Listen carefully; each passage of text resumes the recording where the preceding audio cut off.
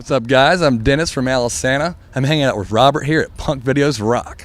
What's up, guys? Rob here, punkvideosrock.com, hanging out backstage at the Glass House with Dennis from Alesana. There we go. It's been a minute. It has been, man. It has been. How have you been, and what's been going on, man? Good. We at home. I got locked up finally. Writing some new stuff. Started our own record label, studio, all that stuff back in Raleigh, North Carolina. So it's been awesome, man. But stoked to be on tour again. Cool. And then my main question for you is, I mean, you guys were touring rigorously. Oh yeah. And then you guys disappeared for a moment.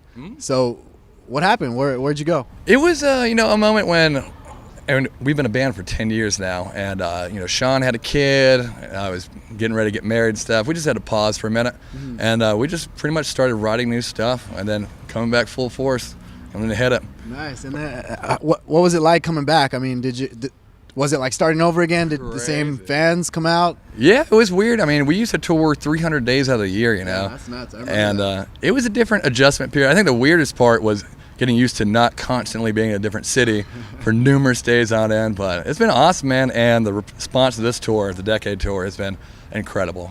So you get to see a lot of people who are, come buy me a Jaeger bomb. They're like, yeah, I started listening to you when I was 15. I'm like, yeah, we've been around forever now. So. Seriously. Now, what's the biggest song now that you guys are playing live that everybody just goes crazy for?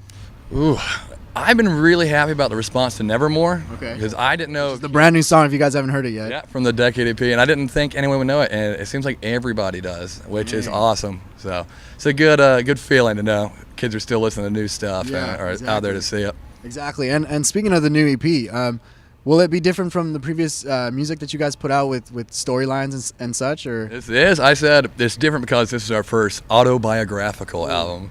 So it's actually the story is about us and being a band for 10 years and what it's been like. And, it's just snapped in there in an EP. I feel like it's really concise. And it was really fun writing. It's completely different than what you usually do. But Sean and I sat down and figured out how to make it happen. So it's the story of Alesana. So what's it like writing differently? Like, did it seem easier for you? I mean, was the previous records a lot easier for you? Sean and I are really good at working together. It took a minute, like when we first started doing it, like I don't even know how to approach this. But we did the same thing we usually do with literature is we try to cut through, all the characters and archetypes and find what the real meaning of the story is.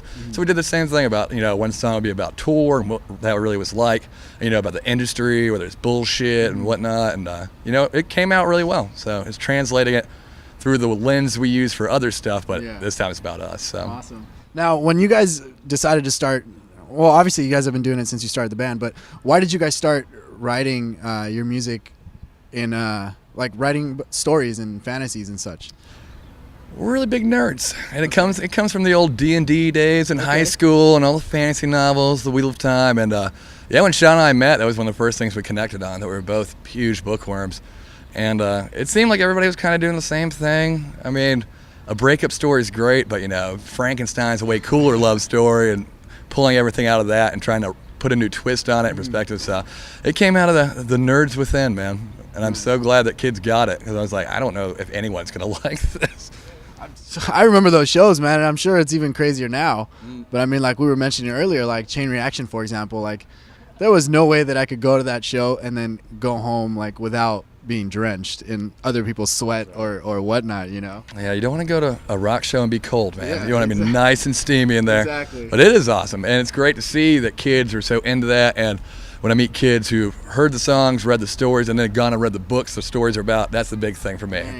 Kids are actually reading and getting it, and I'm like, oh, I wanted to see where you got the ideas. So it's a huge, cool thing for me to be able to do as a musician. Yeah.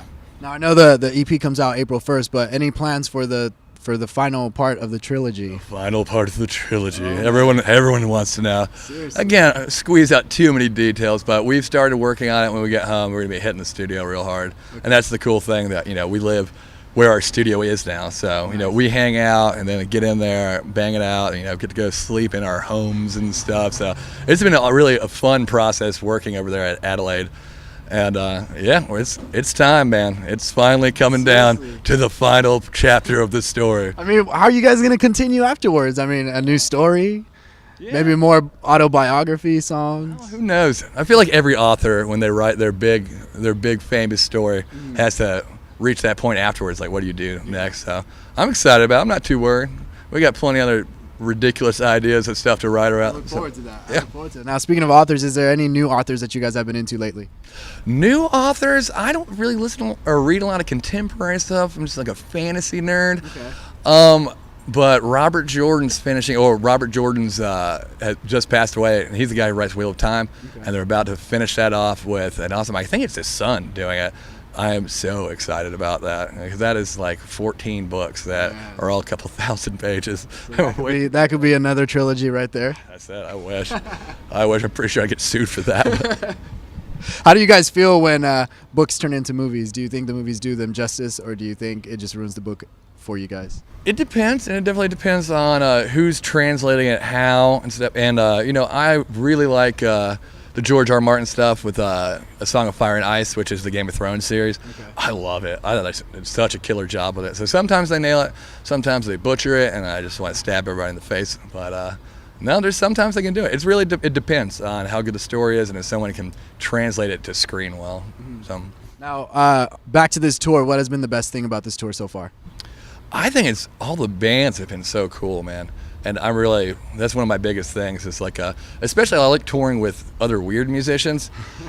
And it's one thing, like, we all have our stage personas, and then it's when you get off stage, making sure everyone knows when they get off stage and being able to chill with the rest of us. So we're laid back like East Coast boys, and everybody's been killer, man. Like, so cool. Now, what do you guys think about Farewell My Love? I was talking to them earlier, and they were saying, obviously they're the band that really doesn't fit too much in this bill. But how do you guys feel about those guys? That is why I love them. They're so good, man, and so out there. And I like when a band, when you see them initially, you're really confused about whether or not you should like them, and then they just blow you away. And like that's how we used to be back in the day. And they're super, super down to earth guys. We went over had burgers with them the other night at their house. Like, awesome. Very cool. Now, what can we expect with you guys for the remainder of the year? For the remainder of the year, I think it's going to be hopefully some more tour, but mainly working on finishing up that big story. And we're expecting that this year? I don't know if I can commit to that. We're working on it. All right. Well, all you fans better keep tweeting that they got to get it done this year. And thanks for hanging out with me. And one last thing, your signature move. How did that really start? The thumbs up. Yeah. How did that really start? Because there hasn't been a moment that I've missed it. So. It started definitely that I went on tour back in the day. And, as a guy who screams, there are different guys who take themselves way more seriously. I'm like, dude, I love metal, but part of what I love metal is kind of like the cheese of it. It's tongue-in-cheek, and you have to respect that. And some dudes just couldn't get that. So the thumbs up is kind of like my version of like a goofy horns. And like, I don't want kids to like think I'm this scary monster that like when I get off stage, I'm like super brutal and like, smash them in the face or anything. Yeah. So the thumbs up just kind of started with the whole PMA. Like we all have the positive mental attitude tattoos. I think it's good. I wanted to be, crazy on stage and the character that I play up there, and then but still be approachable at the end of the show, because that was really important to me when I used to go to shows. So well, now we know the story for it. So thanks for hanging out with me again, Dennis. I look forward to seeing you guys live tonight. It's been a while, as I mentioned earlier, and so we'll see that album at the end of this year, maybe. All right, we'll see. Thanks for watching, guys. Be sure to subscribe to punkvideosrock.com, and we'll see you guys soon.